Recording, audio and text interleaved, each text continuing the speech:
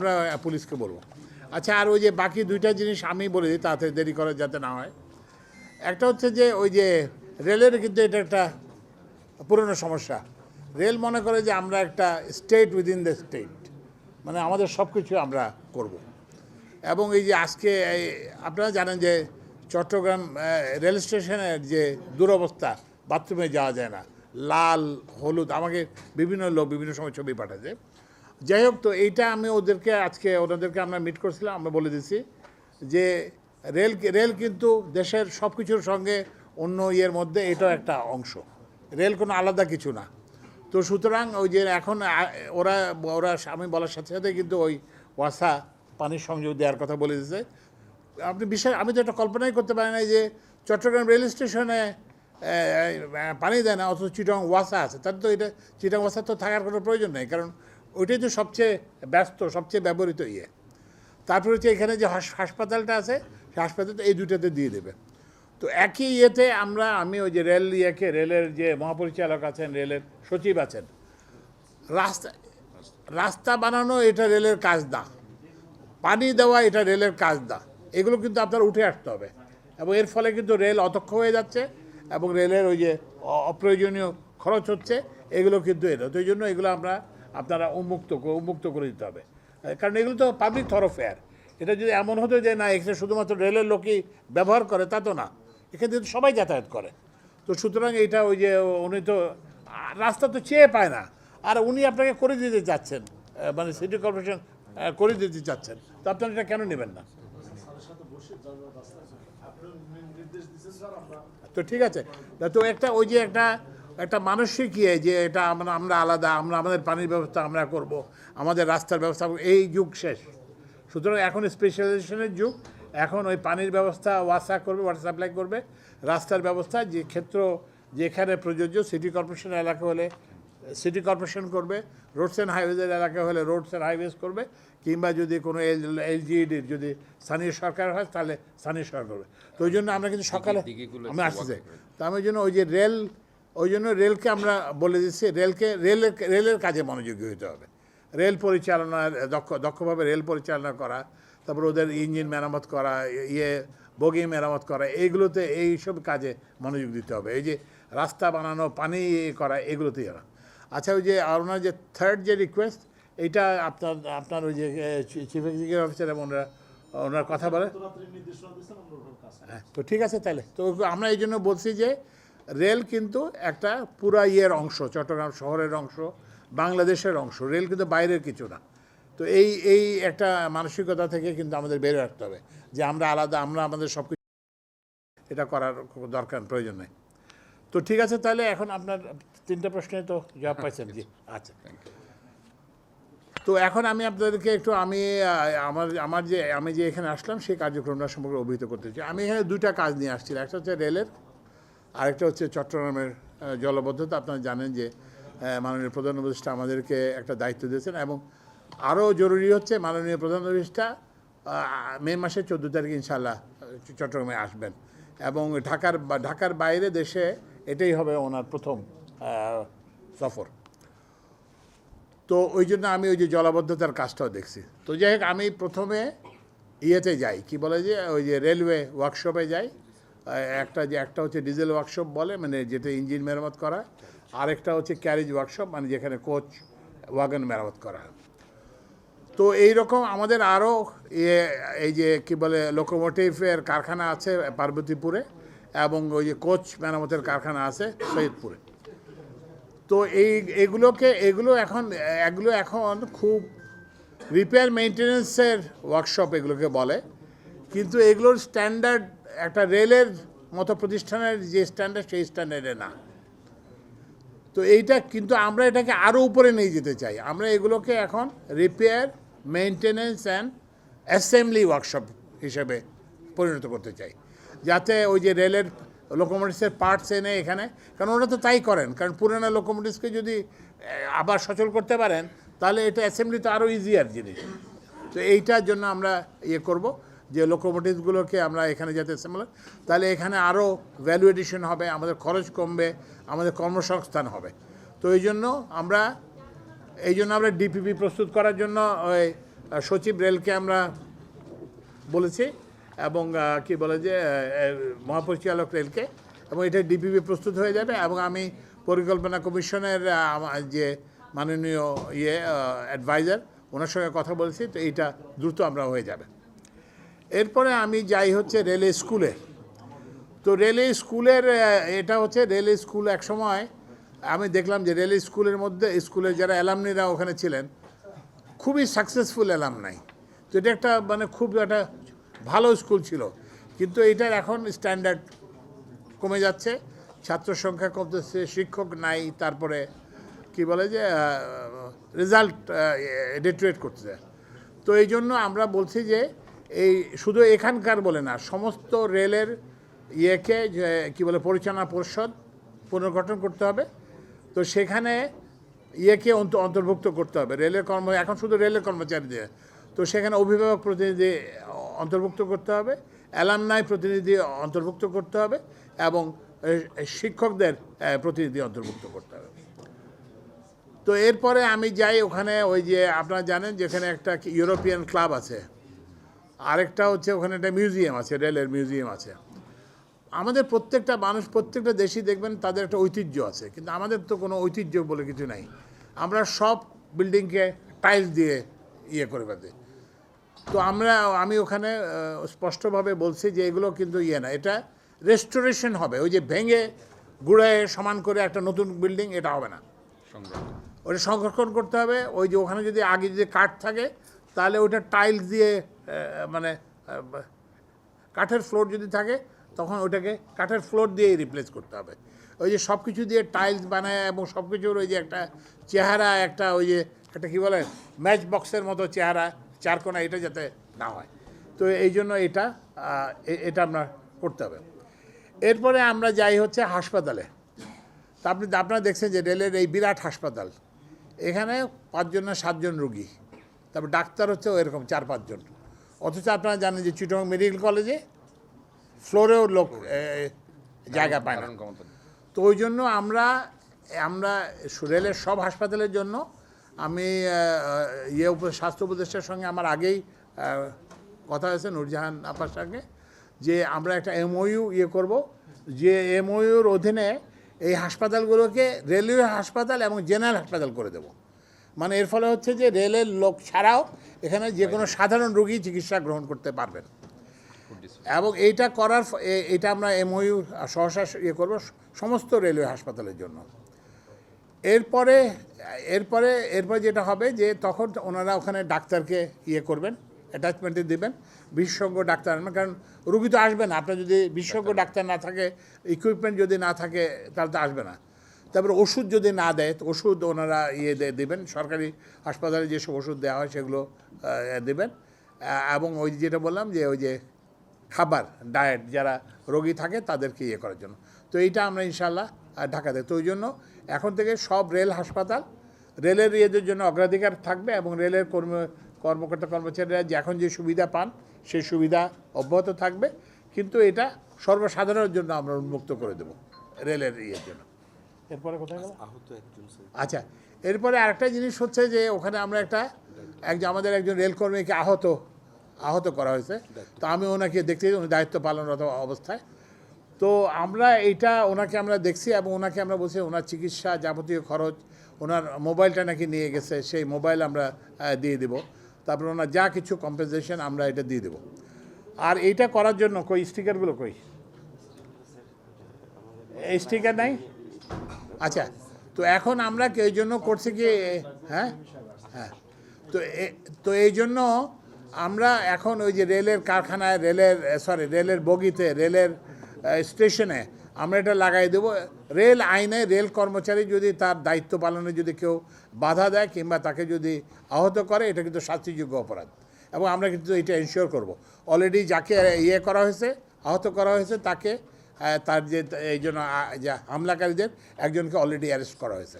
সুতরাং রেলের যেটা ন্যায্য দায়িত্ব, উনি যদি কালোবাজারি করেন তাহলে সেই দায়িত্ব আমরা নেব না, কিন্তু তার নিজের দায়িত্ব পালন করতে যদি কোনোভাবে আক্রান্ত হয় তাহলে কিন্তু আমরা তাকে পরিপূর্ণ প্রোটেকশন দেব, এবং যারা করছে তাদেরকে। তো এই জন্য আমরা কতগুলো স্টিকার, বানাইছি।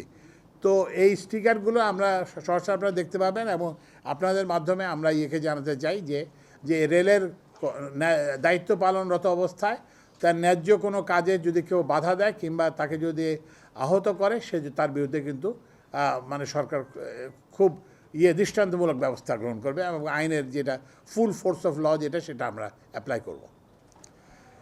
এরপর হচ্ছে যে আরেকটা জিনিস আমরা দেখছি যে সেটা হচ্ছে যে একটা ইয়েতে আগুন লাগছিল, সেখানে একজন প্রাক্তন রেলকর্মী উনি করছেন কি ওইটাকে ডিটাচ করেছে, উনি জানতেন যে কীভাবে, ফলে আগুনটা আর অন্য ইয়েতে ছড়ায় নেয়। তো এই জন্য আমরা এইসব যে সিভিক জনগণের যেসব সহযোগিতামূলক সেগুলোকে আমরা উৎসাহিত করতে চাই।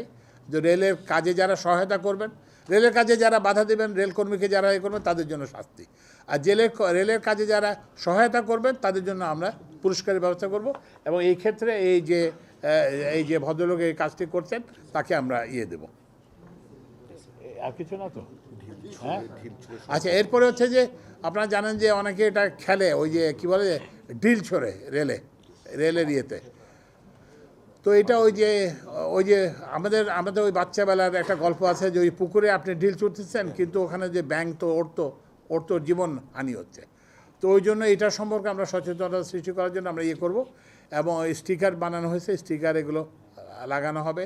তারপরে বিনা টিকিটে যাতায়াতের জন্য আরেকটা জিনিস আমি কর্মচারীদেরকে বলেছি যে এখন কি বলে যে 1 টাকা আয় করতে রেলকে আড়াই টাকায় ব্যয় করতে হয়। তো আমরা বলছি এটা মোটেই গ্রহণযোগ্য না, এইটাকে 2-এর নিচে নিয়ে আসতে হবে। ইমিডিয়েটলি এটা এই বছরের মধ্যেই এটা 2-এর নিচে নিয়ে আসতে হবে। তো এই জন্য আমরা এইটা এনশিওর করব। হ্যাঁ, আচ্ছা। আরেকটা জিনিস হচ্ছে যে আপনারা জানেন যে এইবার ঈদযাত্রাতে কোনো রকম কোনো হয় না। আমাকে সবাই বলছে যে রেলের ট্রেন সময় মতো ছাড়ছে এবং হয়েছে, এবং আমি ওনাদেরকে এই জন্য অভিনন্দন করছি। এবং মাননীয় প্রধান উপদেষ্টা এই যে আগামী 20 তারিখে ওনার যে দফতরে বিদ্যুৎ এবং জ্বালানি বিভাগের কর্মচারী, সড়ক, তারপরে এবং রেলের সড়ক, সেতু এবং রেল কর্মচারীদের সঙ্গে একটা অংশের সঙ্গে মিট করবেন এবং উনি ধন্যবাদ জানাবেন। আমি ব্যক্তিগতভাবে এখানে এসে তাদেরকে এই যে রেলের যারা তাদেরকে সবাইকে ইয়েরাও ছিলেন, ওই যে শ্রমিক সংগঠনের প্রতিনিধিরাও ছিলেন। তো এটা সবার সহযোগিতায়। তো এখন যেটা আমি আগেও আপনারা শুনে থাকবেন, আমরা বলছি যে এখন আমরা আর বিভাগ হিসেবে কাজ করতেছি না, যে এটা রেলের দপ্তর, এটা বিদ্যুতের দপ্তর, এটা কী বলে জ্বালানির দপ্তর, এটা সেতুর দপ্তর, এটা কী বলে যে সড়কের দপ্তর। আমরা এখন সরকার হিসেবে কাজ করতেছি সবাই মিলে, মানে পরিবেশ, তারপর কি বলে স্থানীয় সরকার, সবাই মিলে আমরা এখন কাজ করতেছি। এবং শুধু তাই না, আমরা দেশ হিসেবে কাজ করতেছি। দেশ হিসেবে কাজ করতেছি মানে সরকারের মধ্যে তো বটেই, এবং এর মধ্যেও কিন্তু যেটা বললাম যে আমরা ওই যে শ্রমিক সংগঠনগুলোর সঙ্গে কাজ করছি, তারপরে যারা মালিক সমিতির সঙ্গে আমরা কাজ করছি। তো এখন কিন্তু আমরা এইভাবে করব, এবং এইটা করলেই আমরা কিন্তু আমাদের যে মানুষ যে আমাদের কাছে যে সেবা আশা করে আমরা সেটা দিতে পারবো। তো এইটা হচ্ছে আমার দিনের আধা বেলা, মানে কি বলে নামাজের আগে। হ্যাঁ, স্কুলে। আচ্ছা, ওই যে স্কুলের এলামনিদেরকে ইনভলভ করার কথা বলা হয়েছে, তারা স্কলারশিপ দিবে ওই তারপর ওখানে একটা গেট বানিয়ে দেবে। তারপরে হচ্ছে ওরা একটা ওই যে একাধিক শিক্ষকদের ওরা ফাইন্যান্স করবে, এবং ওই যেটা বললাম যে ছাত্রদের বৃত্তি প্রদান করবে। তো মোট কথা এখন আমরা আর ওই বিচ্ছিন্নভাবে অপারেট করতে চাই না, যে আমি রেল, আমি বিদ্যুৎ, আমি কি বলে জ্বালানি, আমি সড়ক, আমি সেতু, এইভাবে না। আমরা এখন বিভাগগুলোর মধ্যে তো আন্তঃমন্ত্রণালয় সময়, যেমন ধরেন আমি একটা জমি চাইছিল, কি নাম বলে যে পরিবেশ, একটা জমি চাইছিল, আমি তাৎক্ষণিকভাবে বলে দিয়েছি যে না, এটা আমরা দিয়ে দেবো। তো ওই জন্য এখন আর কিন্তু হবে না। তবে ওই যে ওয়াসাও আমরা কিন্তু বলার সাথে সাথেই সেই দিনই কিন্তু ওরা বলছে যে ওরা সংযোগ দিবে। তো এখন আমরা ওই জন্য যেটা বললাম যে বিভাগগুলোর মধ্যে একটা সমন্বয় করে আমরা কাজ করব, আর বললাম দেশ হিসেবে কাজ করব। এরপরে নামাজের পরে যেটা আমরা গেলাম, ওই যে মেয়র সাহেব ছিলেন, তারপরে সিডিএ চেয়ারম্যান সাহেব ছিলেন, তারপরে সিইও ছিলেন, তারপরে বিভাগীয় কমিশনার, ডেপুটি কমিশনার, ওনারা সবাই ছিলেন। তো ওখানে কাজের কিছুটা অগ্রগতি হয়েছে, আমরা সেই অগ্রগতিটা দেখলাম। তবে যেটা দেখে খুব খারাপ লাগলো, যে খালগুলো পরিষ্কার করা হয়েছে এগুলো আবার ওখানে আবার ময়লা ফেলা শুরু হয়েছে। তো ওই জন্য আমরা ওই যে, তো এখন এই অবস্থাটা করতে হলে একটা কি বলে একটা বোঝা যাচ্ছে যে এখন পর্যন্ত আমরা জনগণকে এটার সঙ্গে সম্পৃক্ত করতে পারিনি। তো এই জন্য জনগণকে সম্পৃক্ত করার জন্য আমরা বিভাগীয় কমিশনার মহোদয় করবেন, একটা কি বলে মত বিনিময় সভা করবেন। এটাই তো বলো তোমরা, মত বিনিময় সভা করবেন এলাকায় এলাকায়, যাতে এই ময়লা ফেলা দিয়ে। তারপর 2 নম্বর হচ্ছে আমরা চেষ্টা করতেছি 20,000 দেওয়ার জন্য, কি বলে বিন দেওয়ার জন্য। আমি অলরেডি আলাপ শুরু করছি, আর যারা বানায় তাদের সঙ্গে আমি কথা বলছি। তো তারা আমাদেরকে একটা কোটেশন দেবে, এবং আমরা ওই যে বিভিন্ন প্রতিষ্ঠানকে আমরা অনুরোধ জানাচ্ছি, এবং যারাই বলছি তারা বলছে যে তারা দিবেন। তো এরপরে হচ্ছে যে এখন হচ্ছে কি যে ঘরে ঘরে তো যে ওখানে লক্ষ লক্ষ লোক বাস করে, এবং একদম ঘনবসতিপূর্ণ একটা ভিতরে গেলেই কিন্তু এখানে অনেকগুলো ঘর। তো এইভাবে তো এটা হবে না। তো ওই জন্য সাথে ওই যে সিটি কর্পোরেশনের ওনারা করবেন, ওই বিনগুলো বসাবেন, তখন তো ওনারা বিনগুলোকে এক জায়গায় নিয়ে যাবেন, তারপরে সেখান থেকে করবেন। এটা হলো একটা। আর এরপরেও কিন্তু আমরা যেটা বললাম, এরপরেও যারা এটা করবেন না, ওই যে আমরা বিন দিয়ে দেওয়ার পরে তারপর মত বিনিময় সভায় উদ্বুদ্ধ করার পরেও যদি না করেন, তাহলে কিন্তু মোবাইল কোর্ট হবে এবং শাস্তি হবে, জেল হবে। কারণ এটা তো কারণ একদিকে আপনি রাস্তা করবেন, খনন করবেন, আরেকদিকে ময়লা ফেলবে, তাহলে তো এটা কোনো কাজের কথা হলো না। তো ওই জন্য আমরা সবাই মিলে আমরা চেষ্টা করতে হবে, এবং মেয়র সাহেব তো সবসময় এটা কন্টিনিউয়াস, আমরা তো হঠাৎ করে আসি দেখি, কিন্তু উনি এটা সার্বক্ষণিক একটা তত্ত্ব করতেছেন, এবং আমরা আশা করতেছি যে এইবার আমরা মানে একদম যে হবে না এটা তো বলতে পারবো না। এটা তো বৃষ্টিপাতের পরিমাণের উপরও নির্ভর করে, নানান সব ফ্যাক্টরসের উপর নির্ভর করে, কিন্তু আমরা আশা করি যে এইবার এইটা অনেকাংশে লাগে হবে। হ্যাঁ, তো আমার মানে আর তো কিছু বলার নাই, তাই না? তো ঠিক আছে, তাহলে থ্যাংক ইউ। আপনাকে জিজ্ঞেস করতে থাকলে জিজ্ঞেস করেন, আমরা বলেন। জলবদ্ধতার জন্য অন্যতম দায়ী করা হয় যেগুলো পুকুর ডুবা যেগুলো আছে, এগুলোর কারণে কিন্তু জলবদ্ধতা অনেকাংশে বৃদ্ধি পায়। সেক্ষেত্রে এই পুকুর ডুবাগুলো সংরক্ষণের জন্য এগুলোতে যেন ভাব না হয়, সেক্ষেত্রে আসলে পুকুর ডোবা এটা যেটা বললাম যে এখন হচ্ছে কি যে সরকারের তো একটা সীমিত আছে, ওনার সিটি কর্পোরেশন একটা লিমিটেড ইনকাম আছে, তারপরে সরকার থেকে একটা লিমিটেড বরাদ্দ আছে। শুধু সিটি কর্পোরেশনের তো না, স্বাস্থ্য খাতে বরাদ্দ দিতে হয়, তারপরে চিকিৎসা কী বলে স্কুলের জন্য বরাদ্দ দিতে হয়, সরকার তো নানান সব খাত আছে। তো ওই জন্য এগুলো যেটা বললাম এই যে ডোবা টোবা এগুলো যেগুলো নিজেদের এগুলো কিন্তু মানে জনগণকে করতে হবে, জনগণকে এটা পরিষ্কার করতে হবে। এবং যদি খুব বড় আকারের কিছু হয়, তাহলে সেটা হয়তো ওই যে সিটি কর্পোরেশন কিংবা সিডিএ কিংবা বিভাগীয় প্রশাসন দেখবে।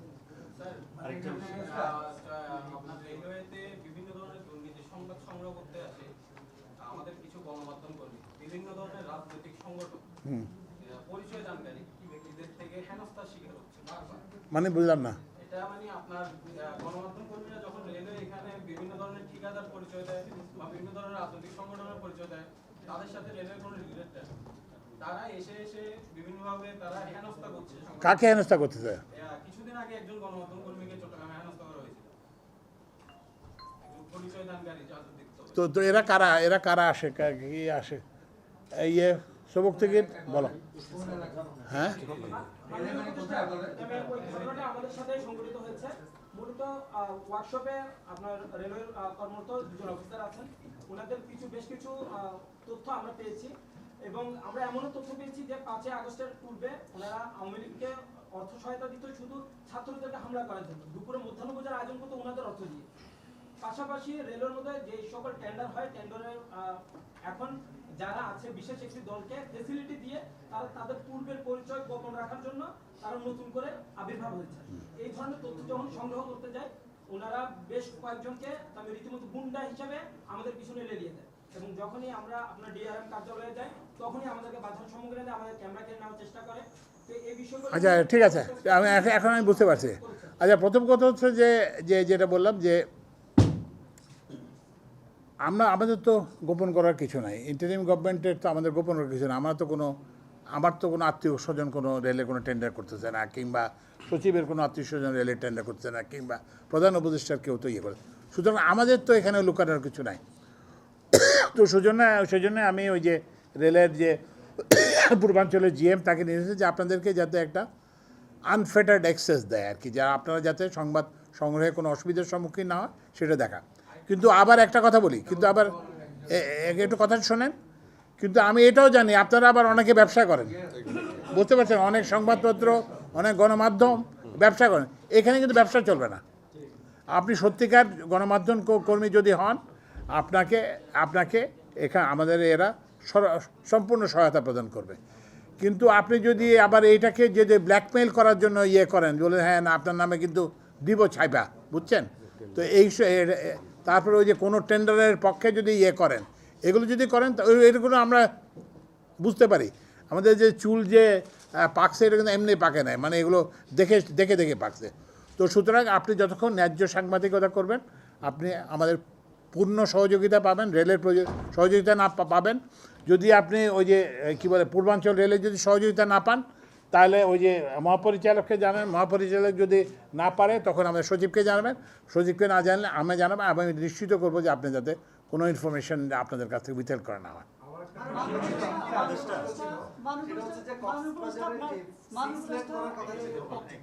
একজনের করে একজনের কি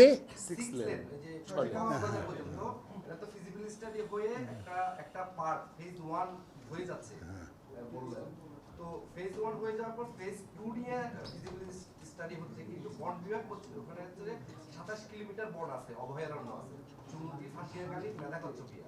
বন বিভাগ বলছে যে আমরা বনকে ইন্টারাপ্ট করে এই ধরনের কোনো অবকাঠামো নির্মাণ করতে দিব না, কারণ রেলের যে অবকাঠামো হয়েছে, রেল লাইন হয়েছে, এখানে হাতি মারা যাচ্ছে এবং বিভিন্ন, এখন যদি রোড হয় 6 লেনের বা 8 লেনের, তাহলে ওই সংরক্ষিত বর্ডার থাকবে না। জি জি। এবং ওরা বলছে যে প্রয়োজন হলে এটা করতে পারে যে আন্ডারগ্রাউন্ড অথবা এলিভেটেড, এটা হলে এটা তো 1 লক্ষ কোটি টাকার উপরে হয়ে যাবে। এখন ফিজিবিলিটি স্টাডি হচ্ছে, কিন্তু বনের সাথে আমার মনে হয় একটা গ্যাপ আছে।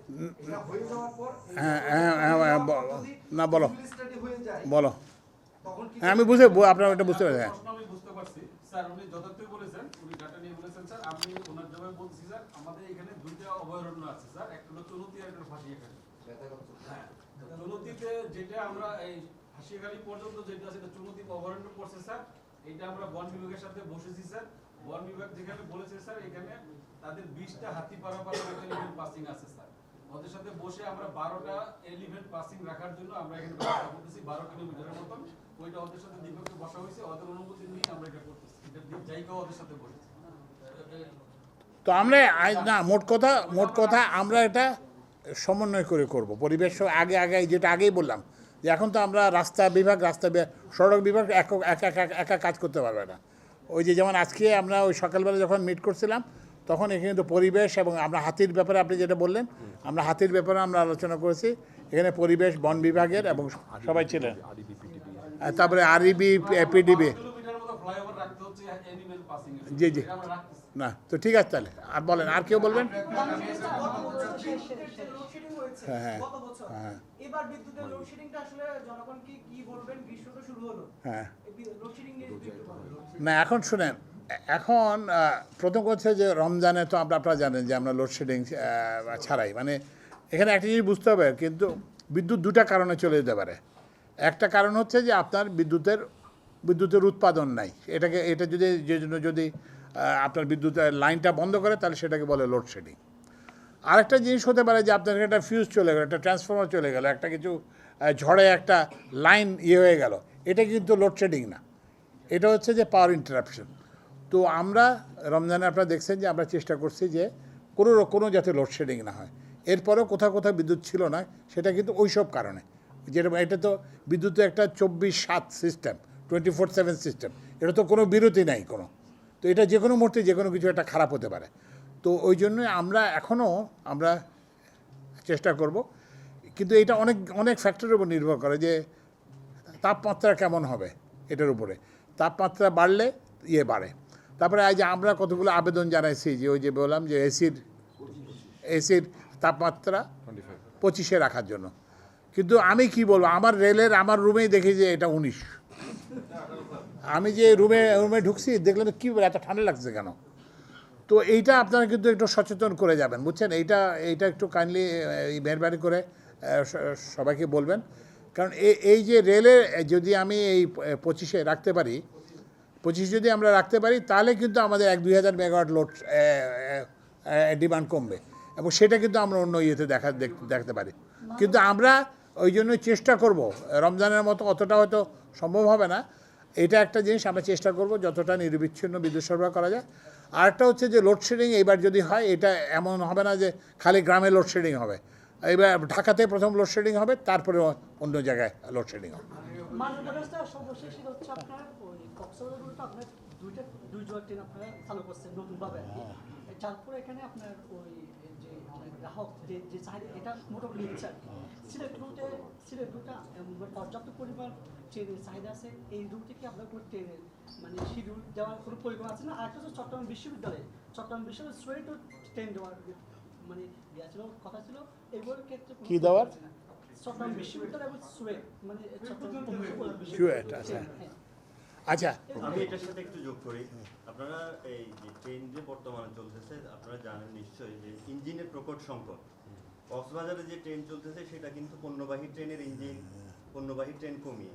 তো এইদিকে তো আপনাদের একদিকে ট্রেনের সার্ভিস দিতে গিয়ে অন্যদিকে বন্ধ, তাহলে এটা আপনারা কতদিন? আমি যে আচ্ছা এটা শোনেন, এটার ব্যাপারে আমরা মানে আপনারা দুজনেই যথার্থ ইয়ে করছেন। কথা হচ্ছে যে ট্রেনের সার্ভিস বাড়াতে হলে তো ইঞ্জিন ফ্রিকোয়েন্সি বাড়াতে হলে ইঞ্জিন বাড়াতে হবে, কিংবা ওই যে কোচের সংখ্যা বাড়াতে হবে। তো এইটার জন্য আমরা চেষ্টা করতেছি, এবং আপনি জানেন যে আমরা প্রধান উপদেষ্টার সঙ্গে আমিও ইয়েতে গেছি, চীনে গেছিলাম। তো সেখানেও আমরা আমার যে কাউন্টার পার্ট চীনের যে ট্রান্সপোর্ট মিনিস্টার, ওনার সঙ্গে আমরা বৈঠক হয়েছে এবং আমরা এটা আলোচনা করছি। তো এখন আমাদের কত 200 কোচের জন্য আমাদের একটা অর্ডার অলরেডি আছে, এবং একটা টিম এই মাসেই যাবে যাতে এই কোচগুলো আসা শুরু হয় আর কি। আর ওই যে যেটা বললাম যে লোকোমোটিভ কেনার জন্য আমরা উদ্যোগ নিছি। তো এইটা আপনারা ঠিক বলছেন যে এইটা আমরা ইয়ে করতে পারবো না। তবে আপনারা এত সব সীমাবদ্ধতা সত্ত্বেও কিন্তু আমরা 3টা কি বলে কমিউটার ট্রেন চালু করছি। একটা হচ্ছে জয়দেবপুর ঢাকা, একটা হচ্ছে ভৈরব ঢাকা, আরেকটা হচ্ছে নারায়ণগঞ্জ ঢাকা। তো আমরা এই যে যখন আর এগুলো কিন্তু ওই যে ইয়ের মতো না, সিট না, ওই যে আপনার মেট্রোর মতো, মানে অনেক বেশি একটা বগিতে অনেক বেশি লোক যেতে পারে। তো আমরা আমাদের কোচের সংখ্যা বাড়লে, ইঞ্জিনের প্রাপ্যতা বাড়লে, তখন আমরা ওই যে এরকম ওই যে চট্টগ্রাম কী বলে চুয়েট এইসব জায়গাগুলোতে আমরা ওই যে যেটা বললাম কমিউটার সার্ভিস আর কি, কারণ এটা তো স্বল্প মেয়াদের ট্রাভেল, তো ওই জন্য এটা দাঁড়ায় গেলেও কোনো অসুবিধা হবে না। তো আমরা এটার ব্যবস্থা করব। বলেন। আমি আপনাকে প্রথমে ধন্যবাদ জানাই চমৎকার উপস্থাপনার জন্য। না বলেন। আমি যে প্রশ্ন প্রথমেই উত্থাপন করতে যাব সেটা আপনি সমাধান করেছেন। রেল হাসপাতাল যেখানে গরু চড়ে, একটা ঐতিহ্যবাহী একটা পূর্বাঞ্চলের রেলের হাসপাতাল, গত 10-15 বছর থেকে এখানে শুধু গরু চড়ে দেখলাম আমরা। আপনি এখানে একটা চূড়ান্ত সিদ্ধান্ত নিচ্ছেন, এই জন্য আপনাকে ধন্যবাদ। আমি যেহেতু পূর্বাঞ্চলের রেলের সাথে এই বিশাল সম্পর্কটা, সেহেতু আপনি এই যে আমি প্রথমেই বলতে দিই, চট্টগ্রামের যে জনসংযোগ একটা অফিস ছিল, অত্যন্ত দুর্ভাগ্যজনক সত্য হলে আপনি যদি এখন নিচে নামেন না, সচিব সাহেবরা নিচে নামেন, ওই রুমটার মধ্যে বালুতে ভর্তি। আমি একদিন আসার সুযোগ হয়েছিল কোনো কারণে একটা নিউজের ব্যাপারে, পুরো বালু। কি জনসংযোগের কি নাই তোমার অফিস কর্মকর্তা নাই? এখানে কোনো জনসংযোগ পাওয়া যায় না। তো আমি ডিসি স্যারকে চিঠি লিখছি, অফিসার আর ফ্লোরে রেসপন্স করে না, ঠিক উনি স্যার এক নম্বর আছে স্যার, ও স্যার 2টা দায়িত্ব আছে। 2 নম্বর ডিভিশনে একটা আমি একটা অফিসার চাইছি স্যার দেবেন। আচ্ছা ওটা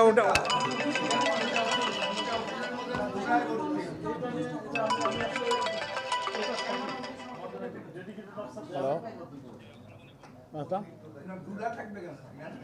পুরো মহিলার আপনার অফিস না হয় সেকশন, অফিস হতে সেকশন। আমরা জানি কি 2 নম্বর হ্যাঁ হ্যাঁ একটা গ্রুপকে পার্টনার করে হ্যাঁ কিন্তু বৃহত্তর এই যে সাংবাদিক সমাজ তাদের সাথে যোগাযোগ 2 নম্বর স্যার হ্যাঁ এই যে এখানে একটা বিশেষায়িত হাসপাতাল হওয়ার কথা ছিল বিগত সরকারের আমলে সবাই আমরা বিরোধিতা করেছি, সেখানে হয়নি। কিন্তু এটাকে রক্ষণাবেক্ষণের জন্য কোনো ব্যবস্থা নেই। আপনি এখন নিচে নামেন, দেখবেন বস্তিতে ভরে গেছে। হ্যাঁ আমি আমি আমি আমি আমি অ্যাকচুয়ালি হেঁটে গেছিলাম সকালে, আমি হেঁটে এলাকা বস্তিতে ভরে গেছে। এই এলাকা চিত্রাইকারিত অভয়ারণ্য নয়, অথচ এটা এখানে হাজার হাজার মানুষ আছে। এখানে আপনি অনুরোধ করবেন এটা পর্যটন কেন্দ্র হিসেবে, এটি কিন্তু পর্যটন কেন্দ্রে চিহ্নিত হয়েছে। জি এখানে আপনি গাছ লাগানোর ব্যবস্থা, গাছগুলো 2 নম্বর বলুন। আচ্ছা, আর এখানে আলোটা একটু বাড়াতে হবে, পানি স্ট্রিট লাইটসের একটু আমার মনে হচ্ছে আলোটা একটু কম। পানির কথা বলেছেন, কিন্তু এই এখান থেকে 200 গজ দূরের একটা কলোনি একটা বলিউমিনি কলোনি, এখানে গত 10 বছর থেকে পানি নেই। কিন্তু চট্টগ্রামের একজন সাবেক শীর্ষ সন্ত্রাসী পলাতক সেখানে পানির বসিয়ে বিক্রি করছে, রেলের জায়গায় বসে। কিন্তু দুর্ভাগ্যজনক কেউ দেখার নেই। এর ব্যাপারে বহুবার অভিযোগ করতে রেল কর্তৃপক্ষ, আমরা নিজেরাও পেশাজীবী পরিষদ থেকে, কিন্তু ওনার কোনো ব্যবস্থা নেই। একটা কলোনিতে 10 বছর পানি পাবে না, এটা তো হতে পারে না। কে বলো দেখি, বলো সবক থেকে বল। শুনছি স্যার এটা আপনারা না এখন এই যে এই জিনিসটা একটু অ্যাভয়েড করতে হবে, এই যে আমি জানি না। তো এখন তুমি এখানে আসো কতদিন ধরে আসো? 3 মাস হয়েছে না, কিন্তু তোমাকে তো কেউ বলতে হবে, আর এগুলো জানতে হবে। এখন থেকে কিন্তু আমরা যদি না জানাটা কোনো এক্সকিউজ হিসাবে ইয়ে হবে না। আচ্ছা, তো ওই জন্য আমরা ওই যেটা বললাম জনসংযোগ কর্মকর্তা আমরা অতিরিক্ত দেব। তারপরে আমরা পেপারে দেখলাম আজকে যে আপনার আসার আগে উচ্ছেদ শুনেছে, তো আপনি আসার আগে এই এলাকা কেন উচ্ছেদ করলেন না? এটা তো চমৎকার। না না, আমরা আসলে কিন্তু আমি আসার আগে এখানে আমাদের উপদেষ্টা ফারুকি আজম সাহেব আসছিলেন। এসে উনি কিন্তু ওই যে পরিষ্কার পরিচ্ছন্নতা আপনারা দেখছেন যে নিশ্চয়ই, যে আগে থেকে কিছুটা পরিচ্ছন্নতা করা হয়েছে। তারপরে ওখানে কতগুলো দোকানপাটও মানে উঠানো হয়েছে। তো কিন্তু ওখানে আবার হ্যাঁ দোকানপাট উঠানো হয়েছে তো, কারণ ওরা তো আমার সঙ্গে দেখা করলো। যাদের দোকান উঠানো হয়েছে আমরা তাদেরকে বলছি, এরা নাকি ছাত্র, তো আমরা বলছি যে তোমরা কোনো ফিক্স দোকান বসাতে পারবা না, কিন্তু ওই যেটা কার্ড যেটাকে বলে কার্ড বসাতে পারবা, কিন্তু ওই যে অনুমোদিত হতে হবে, এবং ওই যে ময়লা যদি পরিষ্কার না করে তাহলে কিন্তু কার্টের অনুমতি বাতিল করে দেওয়া হবে। মাননীয় উপদেষ্টা, একটা প্রশ্ন, আমি একটা সম্পূর্ণ প্রশ্ন করতে চাই। চট্টগ্রামের জলাবদ্ধতার সাথে আমাদের চট্টগ্রামের পাহাড়গুলোর সম্পৃক্ত। হ্যাঁ। তো রেলওয়ের মালিকানাধীন পাহাড়গুলোতে অবৈধ দখলদার আছে, সেগুলো নিয়মিত কাটা হয়। এই বিষয়ে রেলওয়ে সবসময় উদাসীনতা লক্ষ্য করা যায়। আপনি একটু যদি প্রশ্ন আপনার থেকে জানতে চাই যে রেলের পাহাড়গুলোর কি অবস্থা, রেল এই পাহাড়গুলো সম্পর্কে নিজেরা জানে কিনা? সিআরবির শতবর্ষী গাছগুলো কিন্তু মরে যাচ্ছে, কিন্তু এটার ব্যবস্থাপনা করা হচ্ছে না। মানে এটা 100 বছর না, এটা যেটা বললাম যে ওই যে আমি একটু অ্যাড করি এটার সাথে। আপনাদের এই যে এখানে রেলের জায়গাগুলো বস্তি বানিয়ে অবৈধ বিদ্যুৎ সংযোগ দিয়ে ব্যবসা করতেছে, ভাড়া দিছে, আপনাদের রেলের কর্মকর্তারা জড়িত। ঘর স্থাপনা করে জিএম সাহেব দেখো একটা গ্রুপে পার্টনার্স করে, উনি নিজে, কিন্তু উনি এটা ইয়ে করে না, ব্যবস্থা নেন না। আচ্ছা শোনেন, আমরা বলি যে ওনারা তো একটা থেকে একটা অবস্থা থেকে এখন একটা নতুন একটা ট্রানজিশনের মধ্যে আছেন। তো আমরা অলরেডি কিছু ইমপ্রুভমেন্ট আমরা দেখছি, যেটা আমরা বললাম, আপনারাও নোটিস করছেন। তো আজকে কিন্তু আমি ওনাদের সঙ্গে খুব খোলামেলা আলোচনা করছি, এবং আমি এটাও বলছি যে আচ্ছা এইটার একটু আপনারা ছবি নিয়ে দেন, এটা একটু ছবি নিয়ে নেবেন, এগুলো কিন্তু আপনাদের দাঁড়ান আমি একটু কথাটা বলি। তো এখন ওদিকে যে ওনারা ইমপ্রুভমেন্ট করছেন, এবং ওই যে আমি ওনাদের কিন্তু সরাসরি বলছি যে রেলের শত্রু হচ্ছে রেলের কর্মচারীরা। এখানে ওয়াসা সব জায়গাতে পানি দেওয়ার জন্য একটা প্রকল্প করছিল, ওনারা এটা নেন নাই। ওই যে এখন আমাদের বললেন, ওই যে সিটি কর্পোরেশনের মেয়র মহোদয় বললেন যে উনি রাস্তা করতে চান, ওনারা রাস্তা করতে দেন না। তো এগুলো সুতরাং এগুলো আমরা এখন ওনাকে বলে দিয়েছি যে রাস্তা বানানো এটা রেলের কাজ না, তারপরে হচ্ছে যে কি বলে পানি সরবরাহ করা, এগুলো রেলের কাজ না, এগুলো ওই যে ওয়াসার কাজ, ওয়াসাকে দিতে হবে, এবং স্থানীয় সরকারের কাজ যে সিটি কর্পোরেশনের কাজ সিটি কর্পোরেশনকে দিতে হবে। তো ওই জন্য আমরা অবজার্ভ করবো। এবং ওই যে যেটা বললাম, আপনি যেটা বললাম যে আমরা একটা ক্রাইটেরিয়া ইউজ করছি, যে আমরা বলছি যে এখন 2.5 টাকা লাগে 1 টাকা উপার্জন করতে। তো আমরা বলছি যে এটা 2-এ আনতে হবে, এটার জন্য 2-এর নিচে আনতে হবে। তো এই জন্য আমরা এটা অবজার্ভ করবো। এবং এটা যদি ওনারা অনিয়ম করেন তাহলে এটা কিন্তু কোনোদিন অ্যাচিভ করতে পারবেন না। তো সুতরাং আমরা ওইটা দেখব। আবার আমি তো প্রায়ই আসি, এসে আবার আমরা দেখবো যে এটা কী হয়েছে। ঠিক আছে, বলেন বলেন কিসের ব্যাপারে? হ্যাঁ, সরকারি বহাল আছেন বিদায় আমাদের আইন প্রয়োগে অসুবিধা হচ্ছে, কেউ কারো কথা কর্ণপাত করছেন না। আর রাস্তাঘাটে ফুটপাতের দিকটা একটু সুদৃষ্টি দেখতে হবে।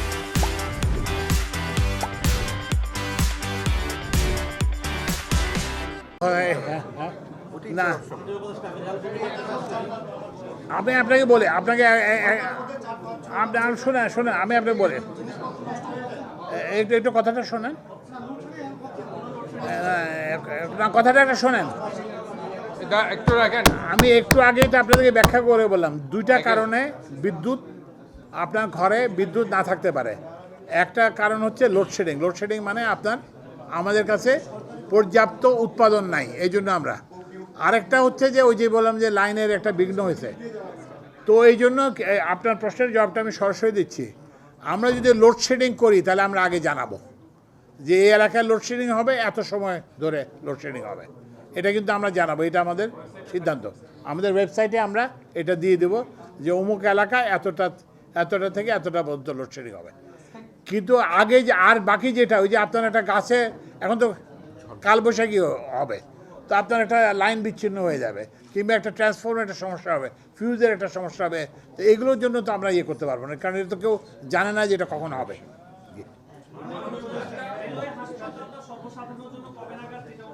এই যে আমরা এখনই যে আমরা ইয়ে করে দেবো, আমরা একটা এমওইউ করব, কিন্তু সর্বসাধারণ উন্মুক্ত করলে তো কোনো লাভ হবে না। আপনার যদি ডাক্তার না থাকে, আপনার যদি ওই যে কী বলে অন্য সব যদি ইয়ে না থাকে, স্টাফ যদি না থাকে, ওষুধ যদি না থাকে, খাবার যদি না থাকে, তাহলে তো এখানে কেউ আসবে না। এটা আমার বিষয় না। আমি রেলের উপদেষ্টা, আমি বিদ্যুৎ জ্বালানি উপদেষ্টা, তবে সেতু উপদেষ্টা।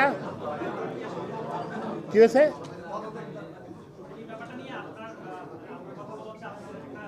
না আমি এটার সঙ্গে শোনেন আমি বলি, আমি আপনাকে সত্য কথাটা বলি, সেটা হচ্ছে যে সন্দীপের লোকজন আমাকে এইটা নিয়ে দেখা করতে চাইছিল। আমি ইভেন দেখাও পর্যন্ত করি নাই। আমি বলছি যে এটা ভূমি মন্ত্রণালয়ের বিষয় এবং এটা ওনাদের ইয়েদের বিষয়, কি বলে যে এই যে বিভাগীয় প্রশাসনের বিষয়। আমি বলছি যে আপনাদেরকে এটা কোনো সড়ক সম্পর্কিত বিষয় না, এটা কোনো কি বলে যে বিদ্যুৎ কিংবা জ্বালানি সম্পর্কিত বিষয় না, এটা কোনো রেল সম্পর্কিত বিষয় না। সুতরাং আমি এটা শুনতে পারবো না। এবং ওখানে লেফটেন্যান্ট জেনারেল ছিলেন, তারপরে আরও কে ছিলেন, অনেক বড় ইয়ে ছিলেন, কিন্তু আমি ইভেন তাদের সাথে দেখাও করি নাই।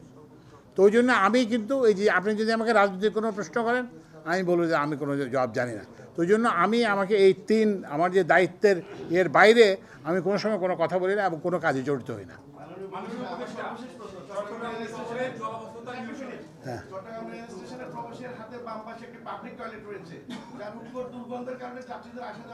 না আমি সেটাই তো বললাম, সেটাই তো এখন হবে, কারণ এটার অভাবটা, এটা কারণটা কি? এটা হচ্ছে পানির সংকট।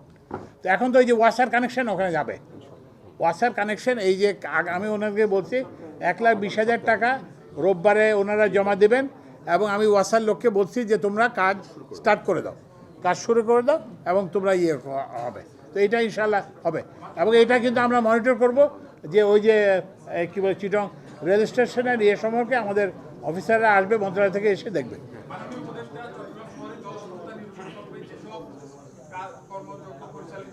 হ্যাঁ, এসব কর্ম পরিচালনা করতে গিয়ে অনেক রাস্তাঘাট ভেঙে যাচ্ছে এবং বিশেষ করে ভারী যানবাহন চলার কারণে বিভিন্ন রাস্তাঘাট ভেঙে যাচ্ছে। পাশাপাশি ওয়াসা এবং অন্যান্য যেসব সরকারি কাজ চলছে সেগুলোর কারণে বিভিন্ন সময় একটা রাস্তা করার পর আবার সেগুলো ভেঙে ফেলা হচ্ছে। এই বিষয়গুলো কিভাবে সমাধান করা হবে, বা এখন যে রাস্তাগুলো ভেঙে যাচ্ছে কবে নাগাদ এগুলো শেষ হবে, এই ধরনের কোনো পরিকল্পনা আছে? আচ্ছা শোনেন, কারণ আমি আজকেও আসার সময় বাসা থেকে বদ্রহাট এলাকায় গত 3 মাস ধরে কিন্তু জমে গাড়ি না, এটা হচ্ছে যে আমি আপনাকে বলি, এটা হচ্ছে যে ওই যে কি বলবো আপনাকে, এটা হচ্ছে যে বলে ওই যে একটা সৃষ্টির আগে একটা বেদনা হয়, মানে যে কোনো জিনিসের ইমপ্রুভমেন্টের আগে একটা অসুবিধা হয়। তা আমরা জানি যে এটার জন্য আপনাদের অসুবিধা হচ্ছে, এবং মেয়র সাহেব আমাকে নিজেই বলতেছিলেন যে ওনাকে নাকি ওনার এলাকার লোকজন সবসময় বলে। তো এগুলো আমরা সচেতন, এগুলো অনেকাংশে হয়ে যাবে। যেমন ধরেন এই যে আপনাকে খাল থেকে মাটি উঠাইছে, তো মাটিটা তো পাশে আছে, তো এগুলো ওরা সরাই ফেলবে। অ্যাকচুয়ালি সবগুলো ওয়াসা, চট্টগ্রাম উন্নয়ন কর্তৃপক্ষ, চট্টগ্রাম সিটি কর্পোরেশন সবাই এই একটা পরিকল্পনার সাথে সামঞ্জস্যপূর্ণভাবে কাজ করছে কিনা? একসঙ্গে কাজ করতে, এখন কিন্তু পুরোপুরি একসঙ্গে কাজ করতেছে সবাই। হ্যাঁ বলেন, ওই যে মহিলা। আচ্ছা ঠিক আছে, আমি বলি এগেইন আপনাদের এই যে ওনাকে আমি বলতেছিলাম, চট্টগ্রাম শহরের সর্বনাশ করছে কিন্তু চট্টগ্রামের নগর পিতারা এবং চট্টগ্রামের ওই যে কি বলে যে ওই যে সিডিএর যারা চেয়ারম্যান এবং ওনারা। এবং আমি কারো ব্যক্তিগতভাবে কারোর নাম দিয়ে বলতে চাই না, এই যে খালের উপরে বাড়ি, শুধু যে বাড়ি যে প্রাইভেট লোককে দিছে তা না, সিডিএ নিজেই বাড়ি করছে, সিডিএ নিজেই মার্কেট করছে। এখন সিডিএ সেগুলো ভাঙতেছে আবার, এটাই বুঝতে পারছেন? তো ওই জন্য আমাদের মার্কেট আমরা ভেঙে দিছি বলদারহাট। হ্যাঁ বুঝতে পারছেন? তো ওই জন্য কিন্তু আমরা একটা পরিবর্তনের মধ্যে দিয়ে যাচ্ছি। আমরা আশা করি এটা আমরা যতদিন আছে সেটা তো এই পরিবর্তন অব্যাহত থাকবে। আর আপনারা করবেন যে আমরা চলে গেলেও যাতে এই পরিবর্তনটা নষ্ট না হয়, এটা আপনার খেয়াল রাখবেন। জি থ্যাংক ইউ। এই যে কালো বিড়াল, যেটি 10 বছর আগেও খুব আলোচিত ছিল, সেই রেলের কালো বিড়াল এবার আপনি বের করতে সক্ষম হবেন কিনা? এখন পর্যন্ত কি দুর্নীতি পাইছেন বা ব্যবস্থা কি নিচ্ছেন? কালো বিড়াল নিয়ে যদি একটু বলেন, রেলের আলোচিত সেই কালো বিড়াল। সুরঞ্জিত সেনগুপ্ত চলে গেছে তো কালো বিড়াল। কালো বিড়াল আপনি বের করতে পারবেন না, এখন কথা হচ্ছে না সেটা না। হ্যাঁ বলেন। জি, রেলের না এখন শুনুন, ওই যে উনি ওই যে কালো বিড়াল সম্পর্কে জানতে চান। কালো বিড়াল এখনো আছে। আচ্ছা আচ্ছা, আপনার বিআরটিএর ভিতরে দৃশ্যমান কিছু নেই। হ্যাঁ বিআরটিএর বিরুদ্ধে বিআরটিএ হ্যাঁ যারা আগে ছিল সরকারের পাল্টাবাজি আছে। আচ্ছা, এখন হচ্ছে যে প্রশ্নটা হচ্ছে যে রেলের কালো বিড়াল। তো আপনারা ব্যাপারে জানেন, যে কালো বিড়ালের ব্যাপারে জানেন? একটা মিনিট। এক মিনিট। ওই যে রেলের কালো বিড়াল সম্পর্কে উনি জিজ্ঞেস করছেন। তো এইটার ব্যাপারে যেটা সেটা হচ্ছে কি যে আপনারা জানেন যে কালো বিড়াল কিন্তু উপরে থাকে, কালো বিড়াল কিন্তু নিচে থাকে না। তো এখন আমরা অন্তর্বর্তী সরকারের যে আছে, এখানে আপনারা নিশ্চিতভাবে বলতে পারি, আপনারা খোঁজ দিতে পারেন যে আমাদের মধ্যে কোনো কালো বিড়াল নাই। তো সুতরাং আমরা একটু হয়তো সময় লাগবে। আর এটাও আরেকটা হচ্ছে যে ওই যে কালো বিড়াল হচ্ছে কি, উপরে কালো বিড়াল থাকলে নিচেও কালো বিড়াল হয়, কিন্তু অন্য মানুষের যখন দেখে উপরে যখন কালো বিড়াল নাই, তখন নিচেও কালো বিড়ালেরা আর কালো বিড়ালের আচরণ করে না। তো ওই জন্য আমরা কিন্তু আপনারা জানেন না, আমরা কিন্তু অনেক লোকের বিরুদ্ধে শাস্তিমূলক ব্যবস্থা, যে বিআরটি হতো অনেকের বিরুদ্ধে শাস্তিমূলক ব্যবস্থা নেওয়া হয়েছে, আমরা কিন্তু এগুলো নিচ্ছি। কিন্তু এগুলো একটা মুশকিল হলো কি যে আমাদের দেশের দুর্নীতি এত হয়ে গেছে যে আপনি তো সবাইকে বাদ দিতে হবে, সবাইকে বাদ দিলে তো আমি আর রাষ্ট্র চালাতে পারবো না। ঠিক আছে, ধন্যবাদ।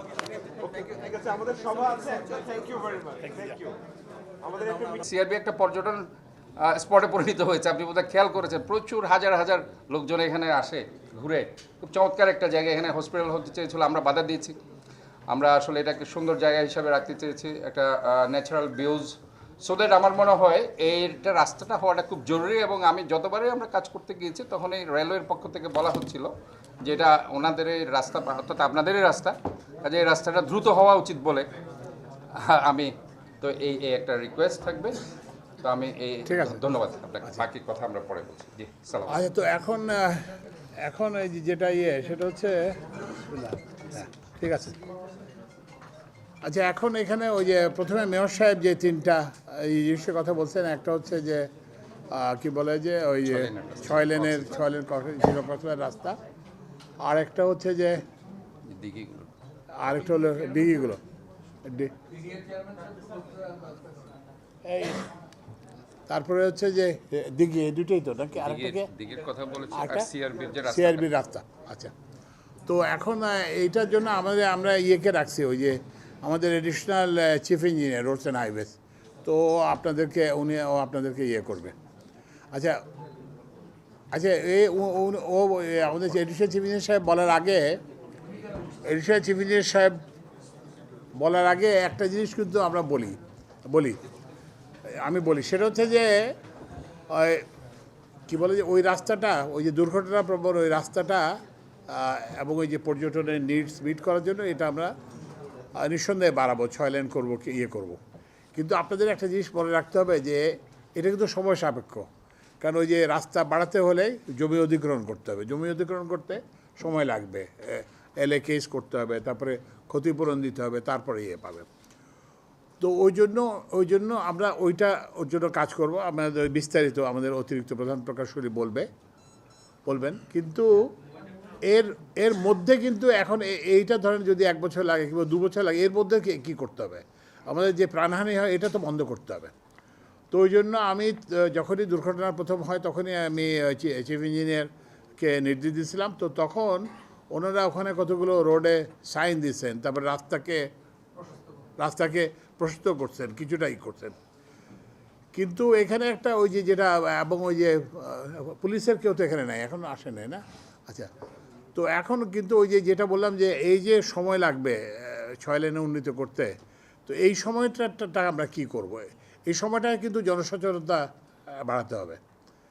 তো ওই জন্য ওখানে কিন্তু যারা ইয়ে করেন, মানববন্ধন করতেছেন, তারাও যদি এগুলোর দিকে একটু মনোযোগ দেন আর কি, যে ওখানে ওনারা যদি ইয়ে করেন, ক্যাম্পেইন করেন, তারপরে ড্রাইভারদের সঙ্গে যাতে ইয়ে করেন, তারপরে যে স্পিডে গাড়ি না চালায়, এবং আমাদের ওই যে পুলিশ বিভাগ যারা আছে, ওই এটা একটা নির্দিষ্ট এলাকায় বারবার ইয়ে হচ্ছে, ওই এলাকাতে লবণ গাড়িতে নিয়ে যাচ্ছে, তারপরে ওখানে তো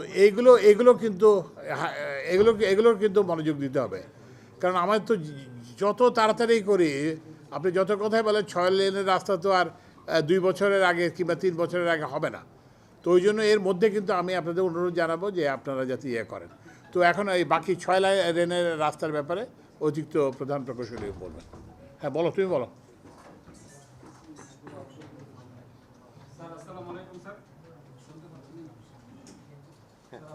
স্যার, আপনাকে ধন্যবাদ স্যার আমাকে ভোট দেওয়ার জন্য স্যার। আমি অতিরিক্ত প্রধান চট্টগ্রাম জোন স্যার, আমি এখানে প্রায় 3 বছর